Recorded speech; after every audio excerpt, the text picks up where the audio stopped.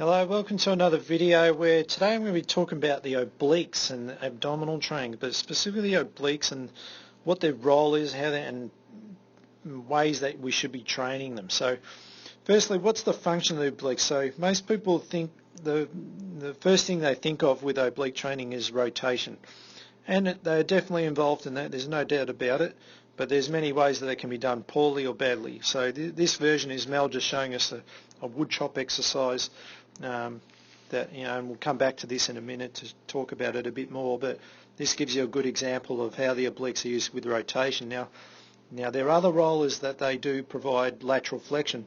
Instead of showing you a lateral flexion in isolation, I'm going to show you this version, which is like a suitcase carry walk, and the reason I'm going to go into more detail for this in a minute, but the obliques here are actually preventing the body from, or the trunk from sort of falling over in one direction. So they're actually in a static contraction. Even though you don't see anything moving, make no mistakes, they're definitely on the job here, and you'll see later in this video what happens when they don't work during this movement, and we're going to do something to it that brings them on in a big way, but more importantly how they interact with other things. So the first thing was rotation, the second one was lateral flexion. Most people think that's all they do. Well, they actually play a big role in how you breathe, and especially how you create intra-abdominal pressure for bracing strategies during, say, deadlifts and pretty much any exercise. And Nathan here is just demonstrating what happens when you do it. So see when he engages it, see how his fingers moved out. So basically his obliques, in the contraction, they moved away like that. So they're not pushing forward, which is what many people do, and they're not pulling in either. So it's not sucking your belly button in, it's sort of pushing the obliques out. All right, so you can learn how to do this by just doing it the way Nathan's showing you there, and that's a very simple way to learn how to brace, getting your abdominals engaged in a position to be able to handle loads. All right, so they're the three things that the obliques do. All right, so let's have a look at some of the exercises people use, and we'll discuss, like some good versions and some bad versions. So this first version, which was what Mel showed before, is the woodshop, and this is how the woodshop should be done. And it doesn't matter if I'm using a medicine ball or a sledgehammer or a cable in this regard. It doesn't matter how I'm doing it. The key to it is I must use my legs. All right, the legs are what provide the power in order for the obliques to do the rotation. The obliques cannot do it on their own. They are not designed for that. They don't have the capability to do anything without the arms and the legs. And you'll see shortly, and this is one big reason why many people abuse these exercises, because they don't understand that is how they are designed and how they are meant to move. They're not meant to actually move huge forces on their own. So if that's a good version of the woodshop, let's have a look at one that we commonly see, which is a terrible version of the woodshop. And I'm showing you here Mel's technique from side on, by the way. You see how far away her hands are from her body. So that lever is what's creating the stress here. So poor technique on this is when people have got their hands in really close, and they're basically trying to reduce the lever. And we'll see that when the weight's too much or they're moving too slowly. Anytime there's too much stress because the lever's great and there's too much weight, you're going to feel it in your back, or you can't move. You're going to be moving too much laterally, and, so you sort of your trunk sort of all over the place. So Mel demonstrated really good form on that. Nathan is showing us, like, this is, I don't know what you call this, V-sit or with oblique twisting. This is sort of rubbish that we see in a lot of classes, and this is just a great way to ruin your back. And people applying huge loads into the obliques and thinking, oh, I feel them burn. They're not actually, you're not meant to feel them burn. Just like in that woodshop, you don't feel them burn. They're not meant to be like that. They don't function like that. So don't train them like a bicep curl if they're not designed like a bicep. All right. So that exercise will just ruin your spine. There's no real benefit to doing that at all. So that's the rotation. So now let's have a look at the lateral flexion. So Nathan's going to show us, an exercise we might often see in the gym. People trying to again target the obliques with lateral flexion. Nathan never does this exercise, and it shows because it doesn't look right, and I don't know what's right either because it's a dumb exercise. I wouldn't use it. And basically he's trying to target the anatomical function of it, which is where most people base these exercises on, from bodybuilding worlds or origin and insertion, but origin and insertion doesn't explain how it actually functions in reality, how it's used. And this is, again, we mentioned before, the suitcase carry. This is when it would really work. And a suitcase carry is pretty much like the name it suggests. This is what happens when you're carrying a suitcase or a heavy shopping bag or anything really that we do a lot in life. And this is where the abdominals, if I just go back, this is where the abdominals are working when he's in this stance, right? His obliques on the same side, his internal obliques, they're trying to actually resist him falling over. All right, so they're going into contraction to stop this sort of swaying side to side, because if he starts swaying side to side, the weight is going to be hard to handle. He won't be able to walk. So his body has to stiffen through this. This is what we call anti-rotation. If the other versions before we saw with Mel were about rotation, this is what we call anti-rotation, and it's vital for him to be able to walk. But the most important thing, just like the Woodshop, the legs were creating the rotational power. In this case, the legs are creating the stability in combination with. All right, so they're not working separately, they're working together as a team. These guys are trying to provide stability. These guys are providing the strength and the power to move you. Without the two of them working together, you can't do it. It doesn't matter how strong your legs are. If the timing of this is not there, you're going to move too much. And it doesn't matter how strong these are. If the timing is not there or the leg strength is not there, you're still going to move side to side. All right, and we'll show you what that looks like in a second. But the suitcase carry is a great exercise for getting the QL, for that matter, as well, really heavily engaged into a movement that we would need pretty much in life. So what does it look like if we challenge Dylan a bit more with this? So I'm going to show you here. This is what happens when we ask him, okay, because we didn't really see him move. Like be challenged, right? It didn't look hard at all. So I'm going to ask him to do a lunge. Right? We saw him walk. Now this is what happens when I put him in a bigger stance where he's more unstable. Now you'll see if there's any loss of stability, bang, and you see his leg's going to be working. But if I gave him 2 dumbbells of the same weight, he'd do it easily. All right, it's just the fact it's all on one side. He's now got to control the frontal plane, and you'll see how that whole body wants to fall over. All right. So that's not, you can't say that's just obliques, and you can't say it's just glutes. It's the combination of the two. All right, and he's got to learn how to, at that much load, how to control that. All right, and it can be done. So, but that's an example of what happens with lateral flexion and how it should be trained. So, if we come back to the rotational one, the next thing, if we saw these are the common mistakes we see with this exercise, is where again people trying to they're using a good exercise, so they say they're not doing that V-set that we said before was not good. Now they're using a good version being the standing Woodshop, but the movement is way too slow. Even though I've got this in slow motion, Nathan's doing this way too slow. And these muscles are not designed to withstand load on their own for that period of time. They would never see the movement being done like that. They would always only be assisting to keep everything stabilised and moving efficiently so the legs can power through the movement.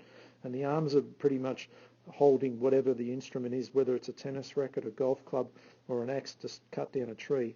The hands are not powerful either because they're just there to hold the instrument and make sure it's accurate. The power comes from the legs.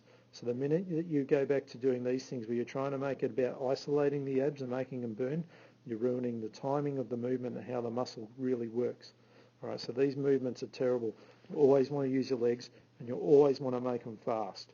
All right, so fast is everything to getting these guys functioning the way they're meant to work. All right, so what's another version of oblique training? Well, side planks. I don't mind side planks to some degree. I don't really like this version so much. Even again, people love it because they feel their abs burning. But remember, it's not about the abs burning. Strength is not of importance. I'll say this over and over. Strength is not as much of importance as people think it is. It's the timing. And there's zero timing in a plank because you're not even moving anything. All right, so I would prefer the kneeling plank where you would be moving your hips in and out as you would with a deadlift or a squat. Dylan's going to show us another version of some of these oblique exercise we see, and this is like Russian twists with a ball. This one, I don't really find it very challenging. People probably it's more of a mobility thing for them. Anyone sort of finds this as a challenging ab exercise is probably extremely weak to begin with. So I don't really see there's much to be gained from doing this anyway. You could actually classify it more as a dynamic warm-up. The other version where people sit on the ball, which Dylan is going to show us here,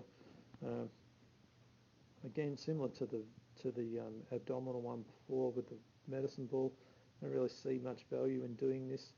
I don't think it can hurt you. Again, the timing is all wrong.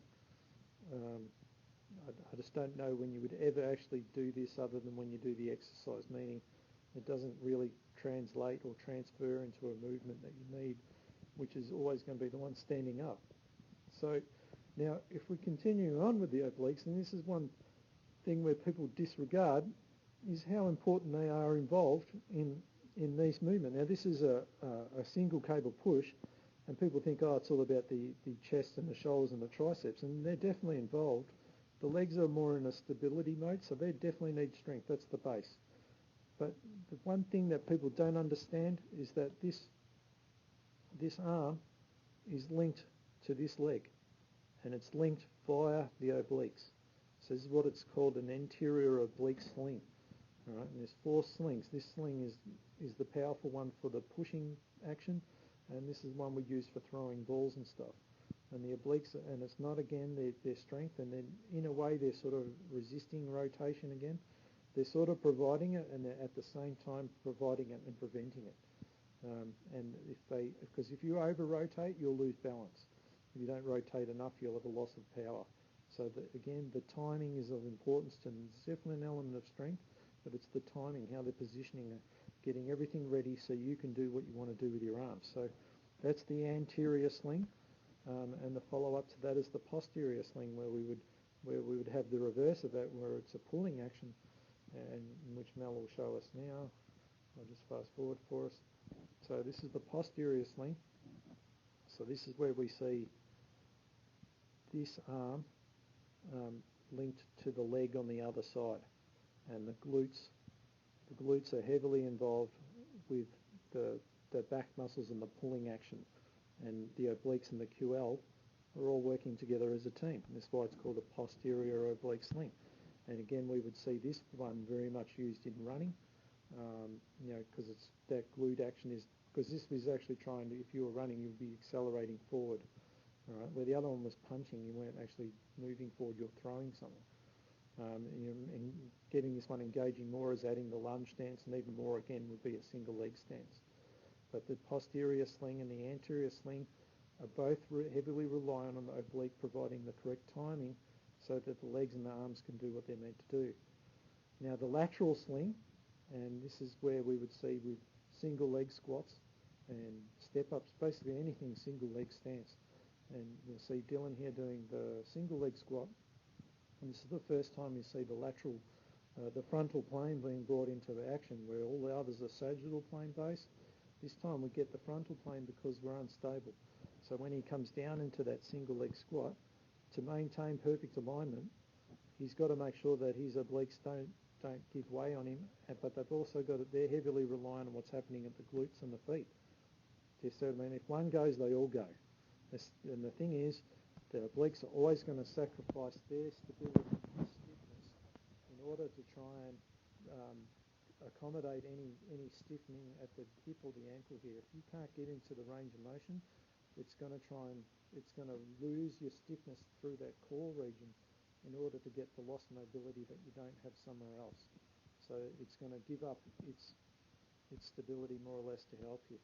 And you see Dylan does a good job here of getting this in perfect form. All right, so I'm going to show you what it looks like with a regressed version of that, and where we will see someone very strong instantly lose it once we challenge them with a few things. All right, but make no mistake, this is an oblique exercise.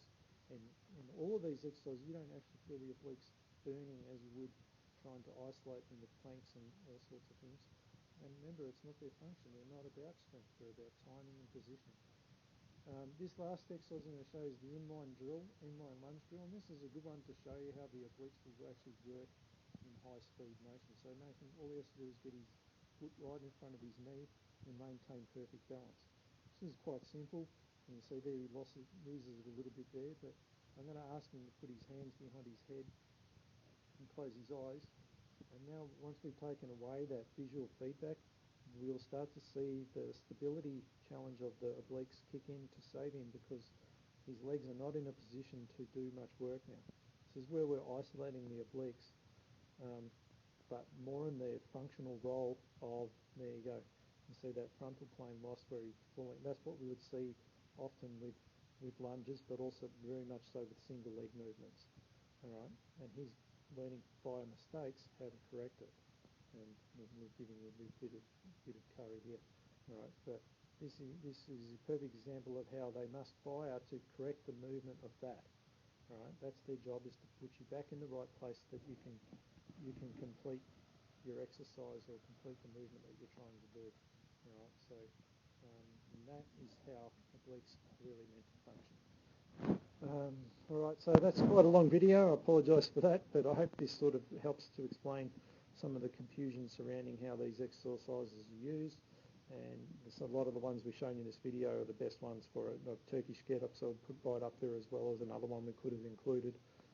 But all the Woodshops that are standing with fast speed are great, so medicine balls, cables, barbells even, you know, all the single arm stuff, all awesome. So the single suitcase carries, awesome. Side planks, if they're off the knees, are great. You know, any of those exercises are great for obliques. Just remember to get your timing right. Don't hold things, don't make them too slow. Always sort of keep them quick unless it's side planks, but always trying to get them quite fast. And things like suitcase carries and Turkish get-ups, you can't do fast, you need control, but that's where you're resisting rotation. You're not actually trying to get it, you're trying to prevent it. All right, so yeah, I hope you've enjoyed that video. It gives you a better understanding of the oblique muscles, and we'll see you on our next one.